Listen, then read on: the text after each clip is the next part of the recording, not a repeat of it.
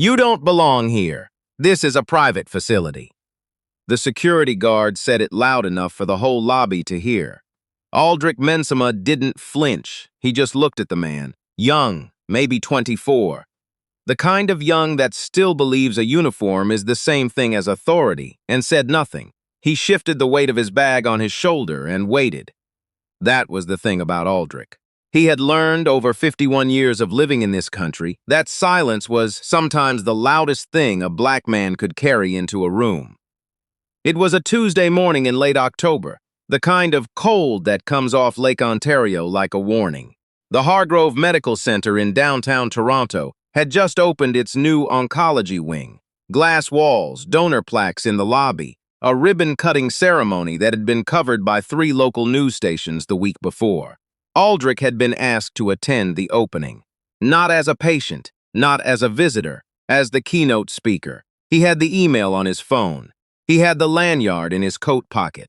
He had driven 40 minutes from Scarborough in the dark because the traffic on the 401 was already backing up before 7. None of that mattered to the guard at the entrance, whose name tag said Holden in block letters. "Sir, I need you to step back.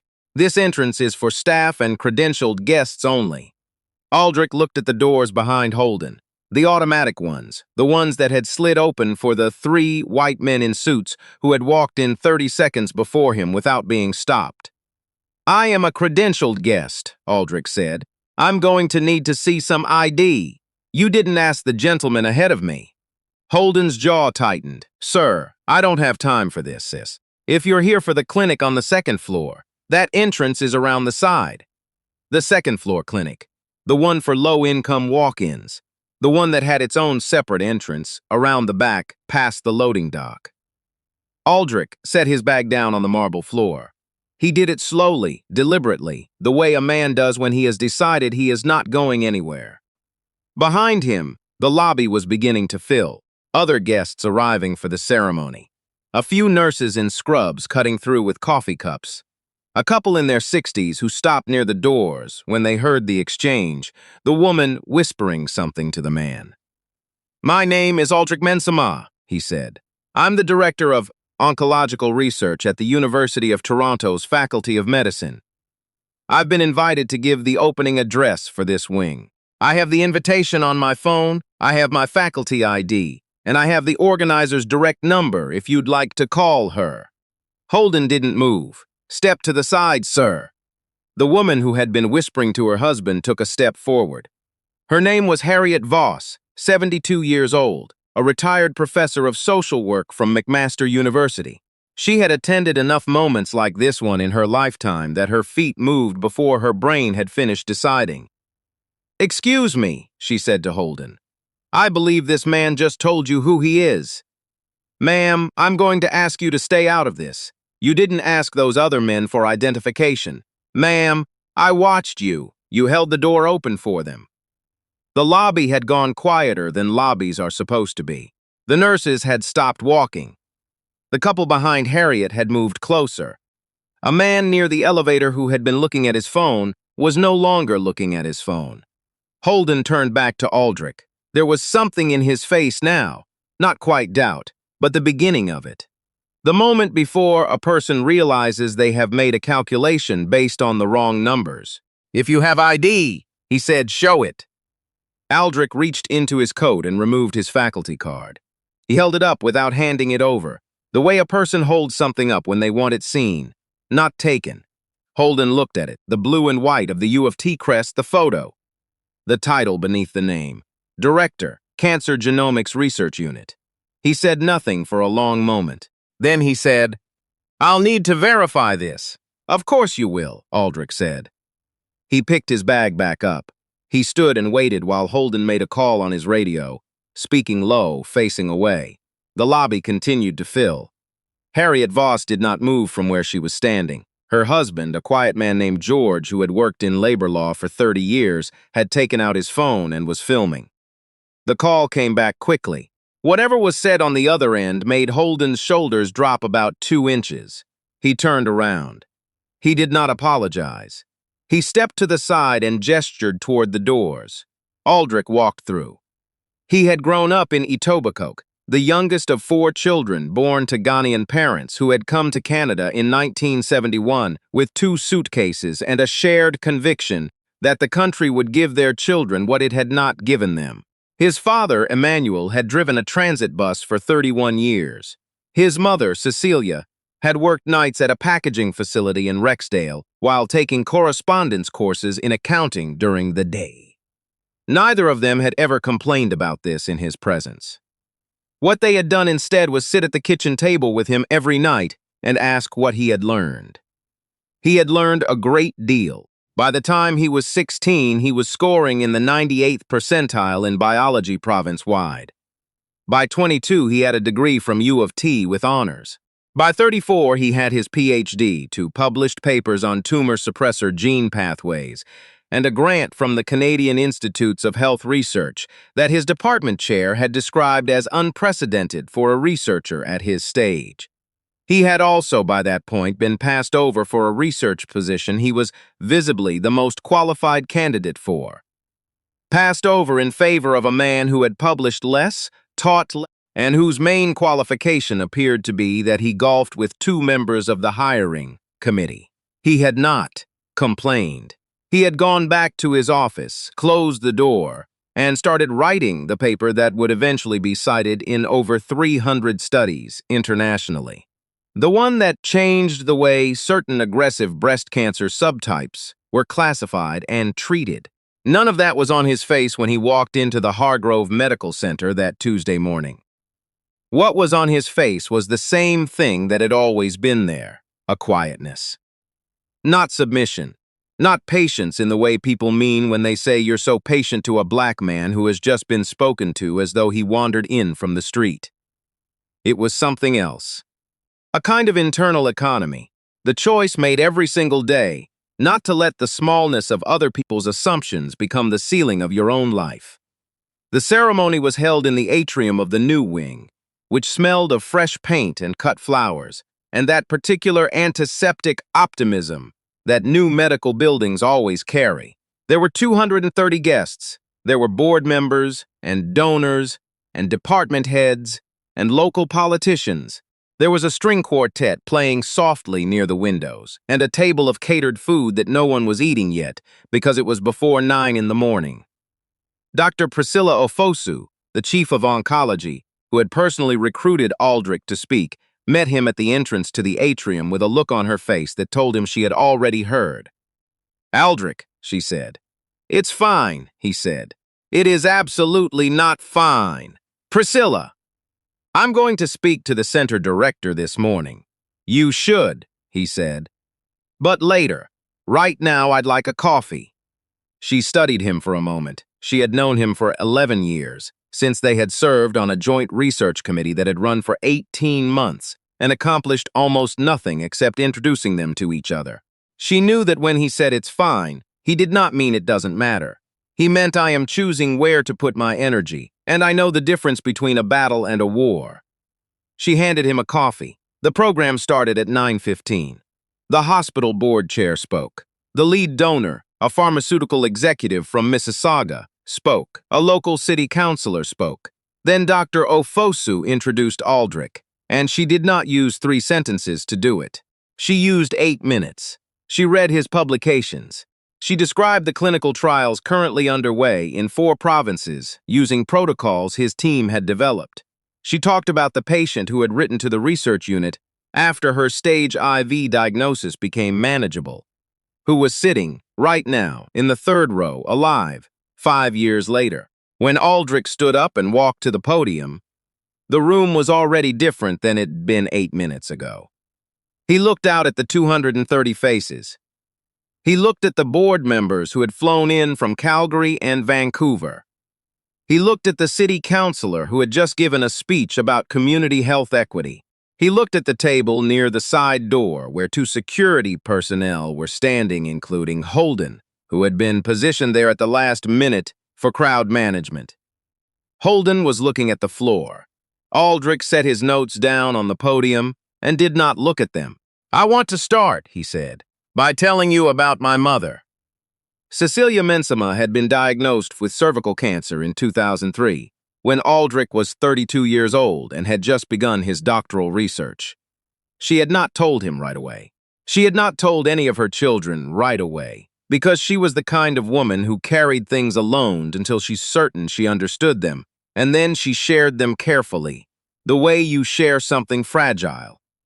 When she finally told him, he had sat at her kitchen table, the same one she had sat at with him every night when he was a child, and he had felt, for the first time in his adult life, completely useless.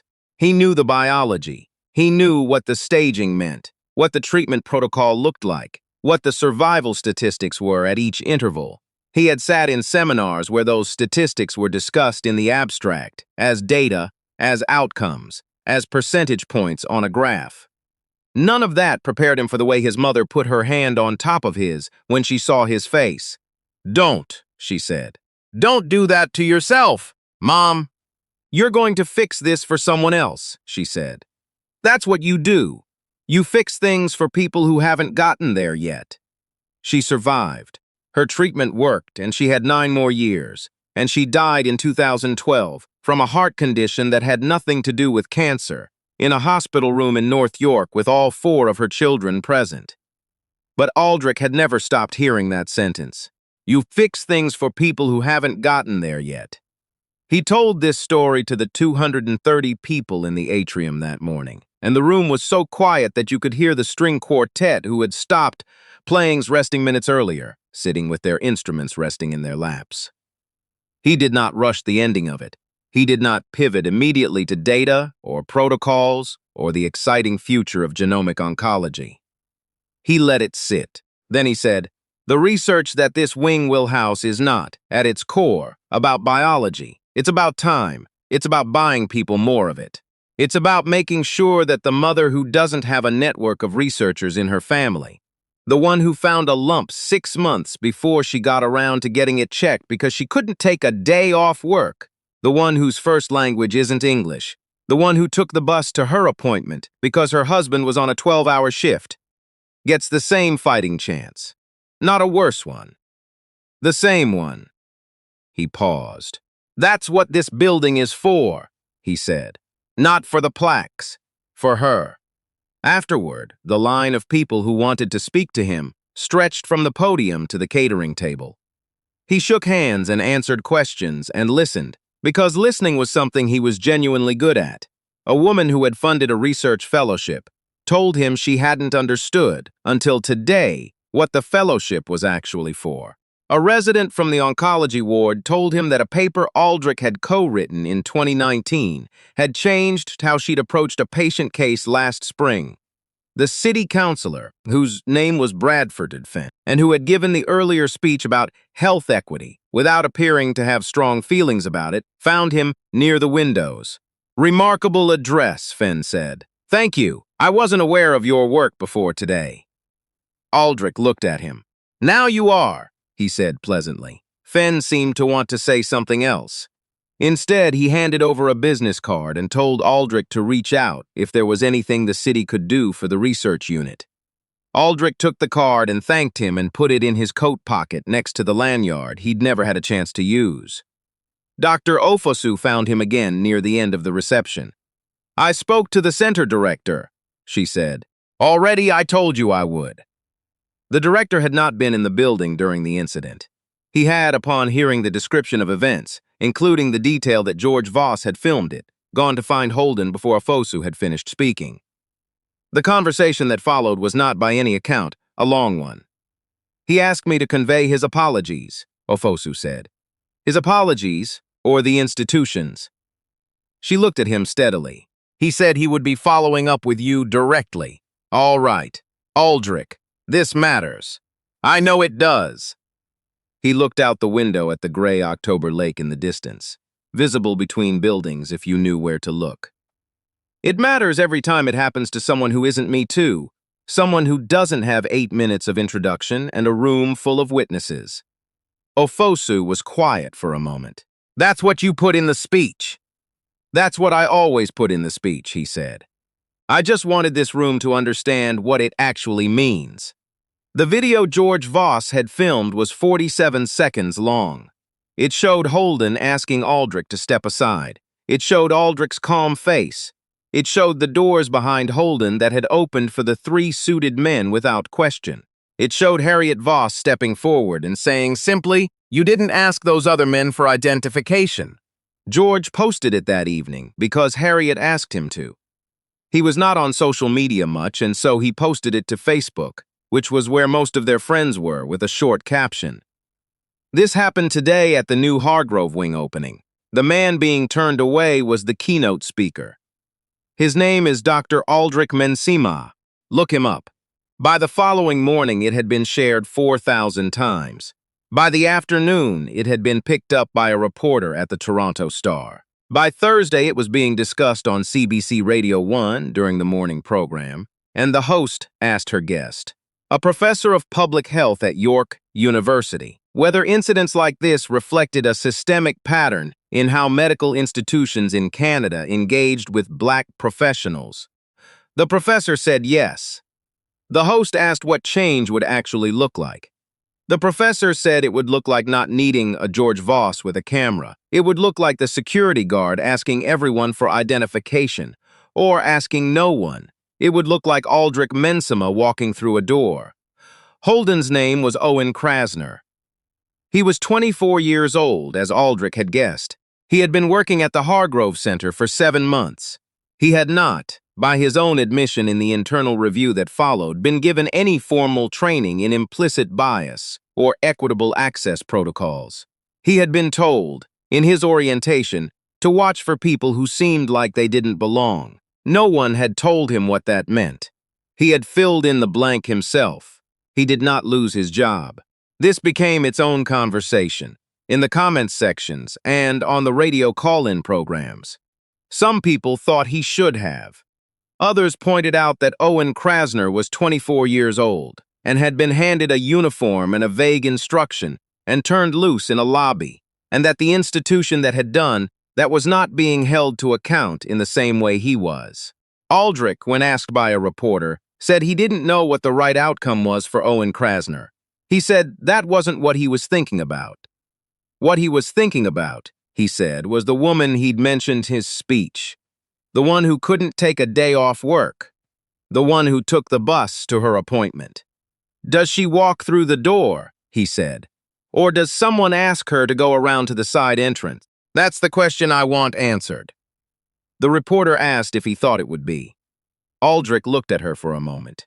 Outside the window of the coffee shop where they were sitting, a November wind was picking up off the lake.